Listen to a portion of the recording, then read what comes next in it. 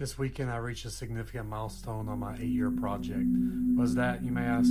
It's the novel I've been working on for about 8 years, and which I started brainstorming and planning probably about 12 years ago. It's literally a decade in the making. I'm not going to tell you much about it yet because we now live in a time where people have started stealing book ideas again and using AI to write them. But this is the book I wanted to write after I finished my winter series. When I published the last of that series, I almost quit with writing. I'll tell you more about that later. But I lost my creative spark, and when I tried to write this book, I was plagued with all kinds of creative blocks and second-guessing myself. I restructured it probably 3 or 4 times. I just couldn't get it figured out. But now that I'm in a better place, I was able to go back to the reason I wanted to write it in the first place and get those problems fixed.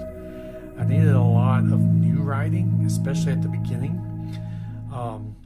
Over the weekend, I finished part 1, and that's significant because that represented the bulk of the new material I had to create.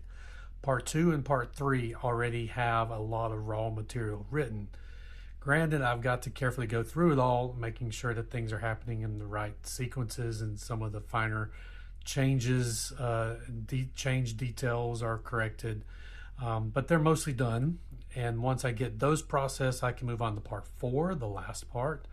I'm not sure how much material was written previously for part 4, but somewhere around there is where I gave up the first go around.